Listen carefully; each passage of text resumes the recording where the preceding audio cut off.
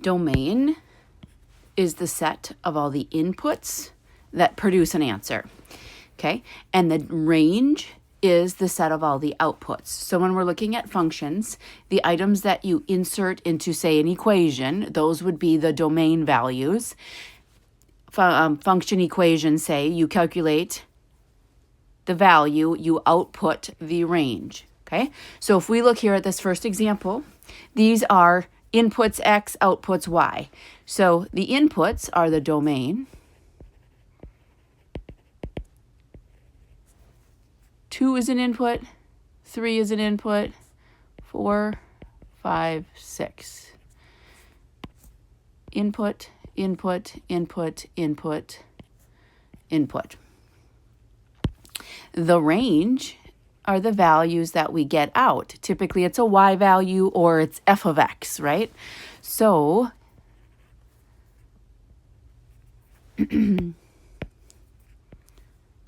the set 10, 10, I don't have to rewrite it, 20, 30, 40. Those are all the outputs. So these were x's and y's. These were the ins. This is what came out. These are the domains. These are the range. Okay? How to find the domain when the function is written in equation form? Well, here's what we have to do. If you're looking at the equation, you have to look at what's the input. The input is the x, right? Is there any complications when we take a number and we square it? No. It doesn't matter what x is, positive or negative. If you're going to square it, that can be done with any number. So, since any number can be squared, the domain, and then they want it in interval notation, is negative infinity to positive infinity. So this is giving me the range. Excuse me, I shouldn't use the word range. This notation is giving me all of the values that we can insert into that x spot. I can't pinpoint where infinity ends, so they get parentheses, and this is interval notation. Okay, let's look at this next one because the equation here is different. This time, we have a fraction to consider. Okay, so when we're gonna identify the input, and obviously the input here is x. There's one here, right? And here notationally they're telling you x is the input.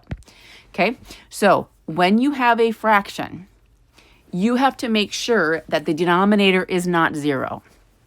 So a couple different ways to do this, but here's how I like to do it. I like to say, all right, we know denominators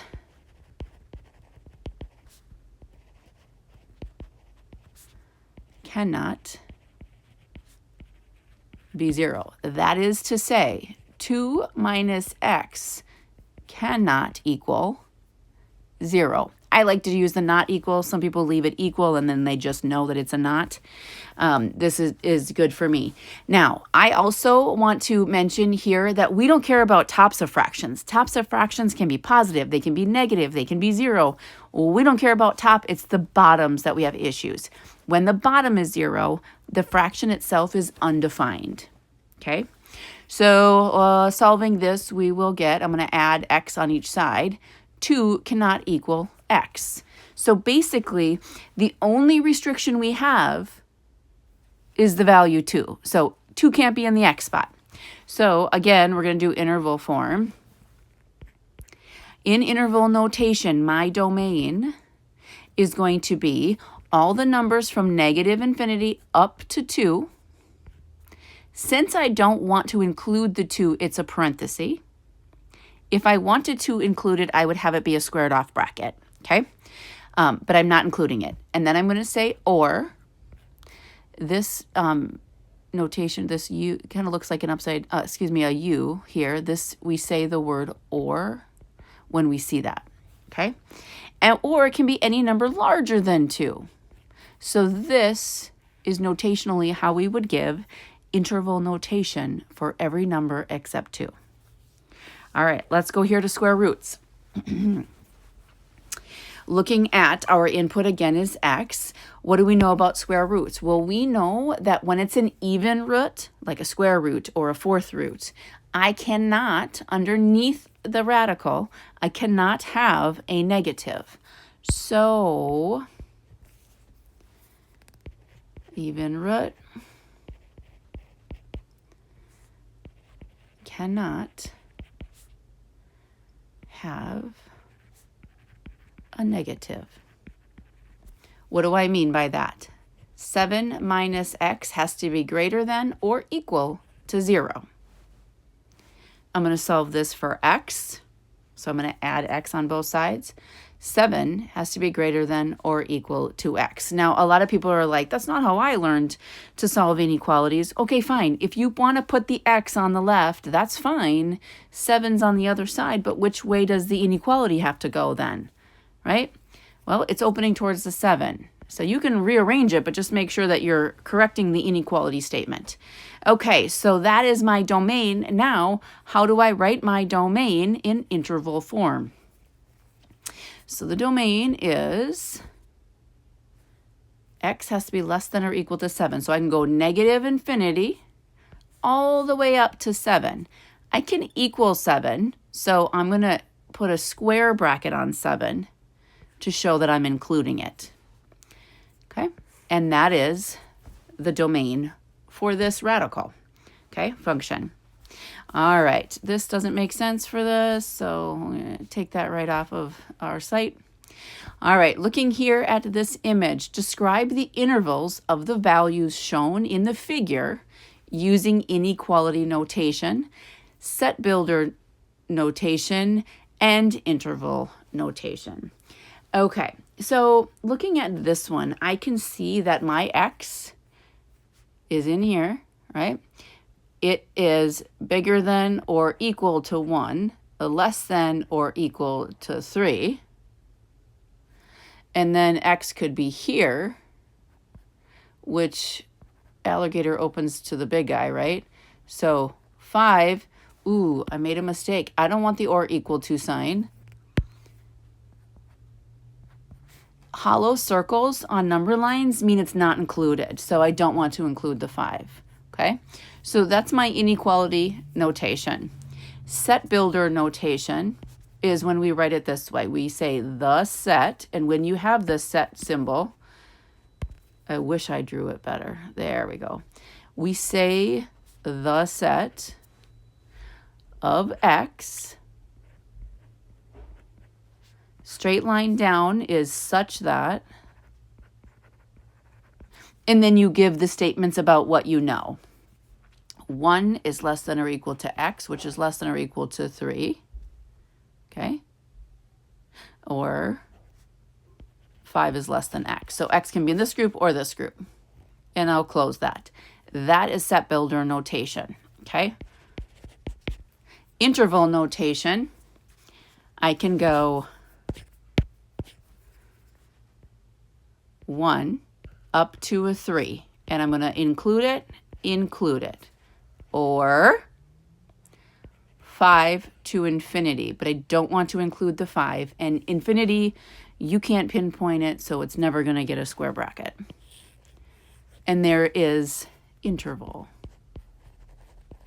So that's interval, and here is set. Okay. All right, let's keep moving. Find the domain and the range of the function whose graphs are shown. All right, you got to, when you're looking at graphs, you got to keep in mind x's are the inputs, that's the domain. So domain are the x values. So it looks like my x's go as far left as -3, and the x goes as far as 1. Now, it's a hollow circle on -3, so I'm not including it. It is a solid circle when x is 1, so I am including it, and that is the domain. Okay? The range, we think that's the outcomes, which are the y values. Okay? So this is left or right, how far you go. This one is the down or up. Okay, so how low do we go? We go as low as -4, and it's included, and we go as high as 0. Now, I do have a value of 0 there. I do not have a value of 0 there, but I'm going to include it because it was included at that point. Okay, so there's my domain and my range for this one. Okay, let's go to the B. A B here, domain, thinking horizontal, right? Left or right? How far left do we go? Well, it's misleading. This is not a 0. This is like 1973, okay? They don't really have it marked, but we're going 1973, and it's included. And we're going as far right as 2008, okay? Range is how far up and how far down you go. We always go in number order, so the least number comes first. So it goes as low as 180 maybe, and is 180 there. And it goes as high as, I don't know, 2020 maybe. And it does have that value for y, so we're going to include it. Okay, and those were approximate because the graph didn't give us more data points. Okay, all right. This next example says, give the domain and the range. Range is a little bit tricky without using graphing utilities or making tables of values, but I'm going to do my best for this video. Okay, and if I have to open up a Desmos, I certainly will. Okay, next we're going to look at this first one. Look at your x's. Any restrictions? No, I can raise any value, positive or negative, to the power of 3, and obviously the other x is just to the power of 1.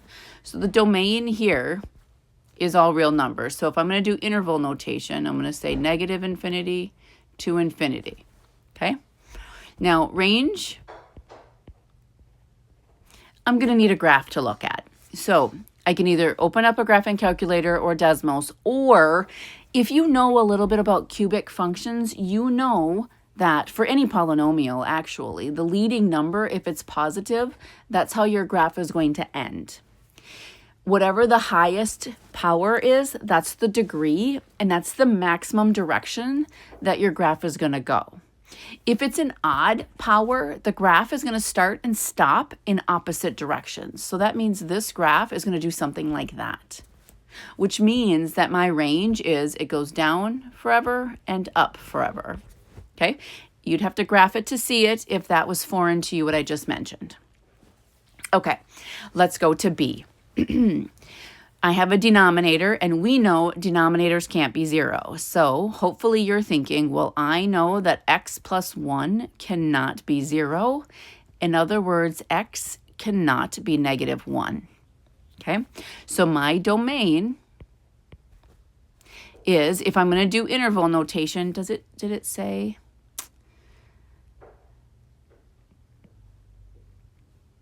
It does not say interval or set. So if I wanted to do set notation, I would say the set of x such that x is not -1.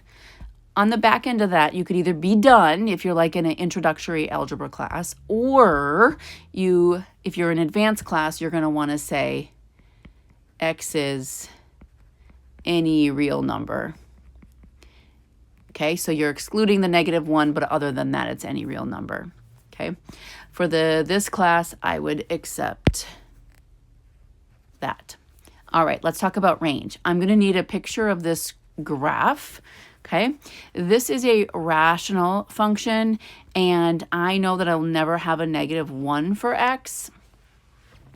And since that x plus 1 wasn't on top, I do know that I have a vertical asymptote there. We haven't discussed it yet in our course, and a horizontal asymptote here. So if you graph it, your graph, or even if you make a table of values and plot points, let's see, if I put a 0 in there, I'm going to get a 2. If I put a 1 in there, I'm going to get a 1. This part of the graph is going to look like this. If I put, that was at -1 now. If I put a -2 in there, I'm going to get -2, right? So on and so forth. And this graph is going to look like that. I can see that the range is, the graph is going to go down forever. It's going to come up and it's going to approach a y value of 0, but never actually hit it. And then once it gets to the other side of 0, it's way over here on the graph. And then it goes up to infinity there. So my range is -infinity up to 0. We hop over 0 marker for y, and then it jumps up to positive infinity. Oops. And I could certainly have written this in set notation too. I just chose not to. All right, this last one. Underneath a radical, we can't have a negative, even radical. So I know that x plus 4 has to be greater than or equal to 0. X has to be greater than or equal to -4. There's my domain. So I can equal -4, and then x has to be anything greater than it. Okay? Now, graphically, if you made a table of values, don't have to bother putting anything lower than -4 because you're not allowed to, right? If you try, it'll be undefined. Okay, so if I put in a -4, I'm going to get a 0. If I put in a 0, I get 4. If I put in, here's 4, here's 8, 11, here's 12. If I plug in a 12 into there, this will be a 16, I'll get an 8. So the graph, I'm a little off, but it looks something like so. Okay, so what is my range? My range, how low does this graph go? Goes as low as 0, and it's going to keep climbing, so to infinity. So that would be the range for that one. Sometimes having a graph for a picture works and is needed to find the range, specifically for rational functions. I think they're the hardest. All right, let's keep moving here. Piecewise functions is also in this section for the textbook that I'm using. So if I have an absolute value function, now hopefully you know what they look like, but if you don't, I'm going to draw a quick little sketch. Think about this. If I plug a 0 in, what's the absolute value of 0? 0. If I plug a 1 in, what's the absolute value of 1? 1. Plug a 2, 2, so on and so forth this way. If I plug in a -1, I'm going to get the absolute value of -1, which is 1. And it's going to look like that. Now, if I want to write this as a piecewise function, here's what piecewise functions often look like. We take a graph and we break it up into chunks that we can easily write equations for. So, like if I wrote and just focused on my yellow here, I can write an equation for that. The slope, down 1 over 1, slope is -1. Y-intercept is 0.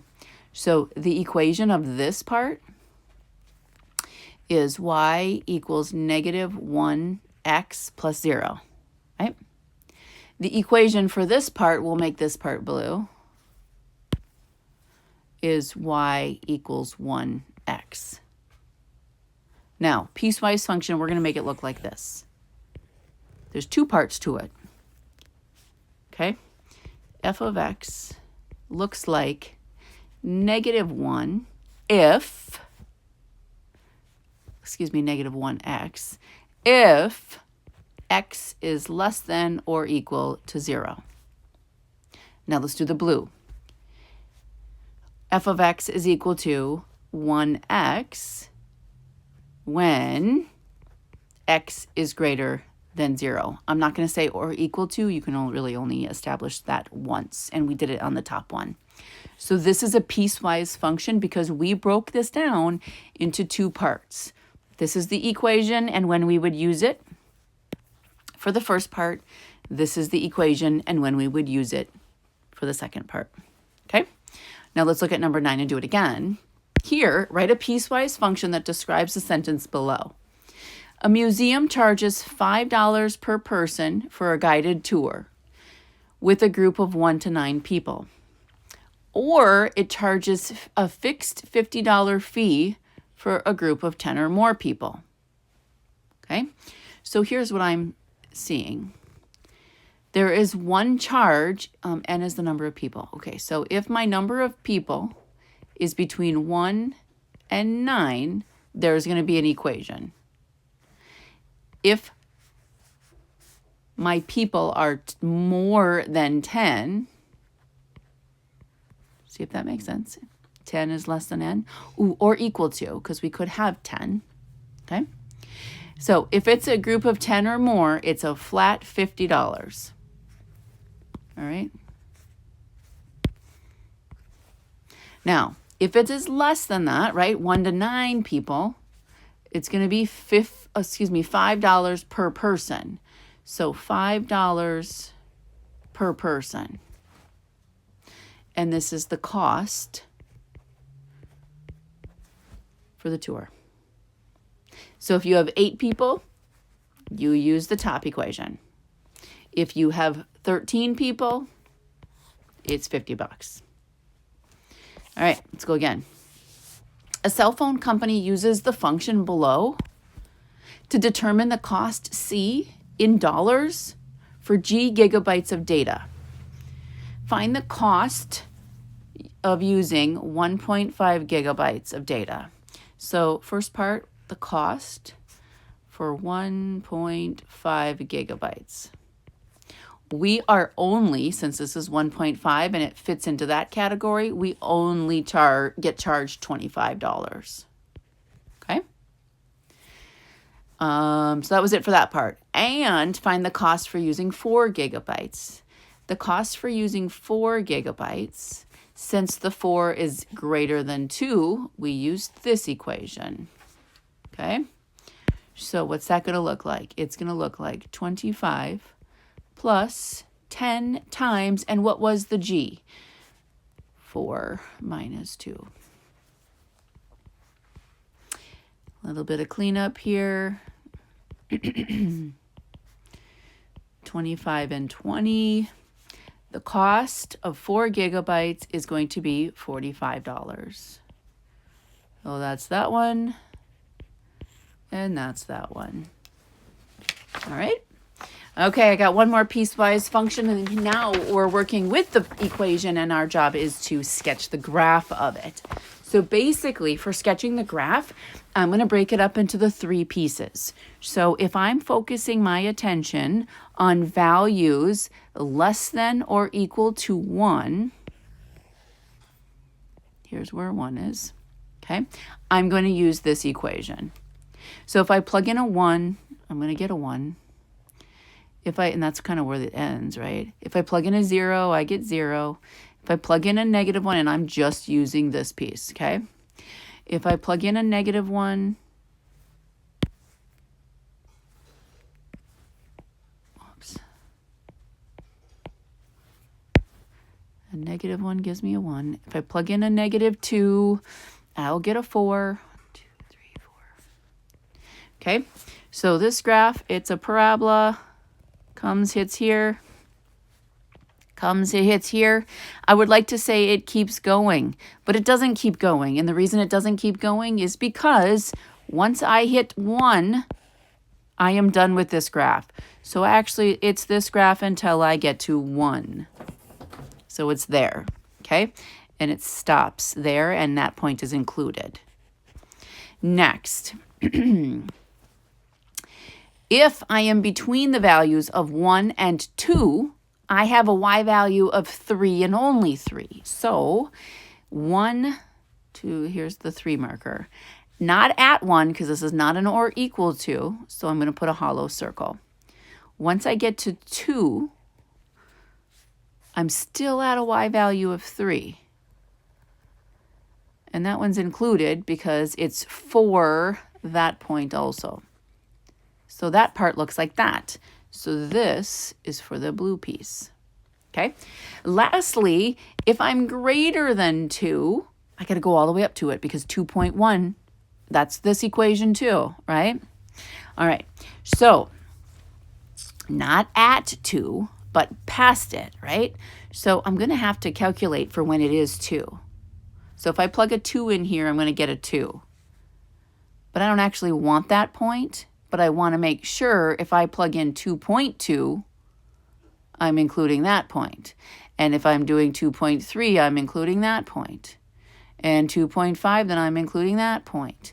All the way up until we plug in a 3, and we're going to get a 3. And if we plug in a 4, we get a 4, right? And on and on and on. So this, not including the 2, but everything beyond it. So all the little decimals that are really close also count. And these 3 pieces produce this graph. Hollow circles are not included, but we still need to know where they are.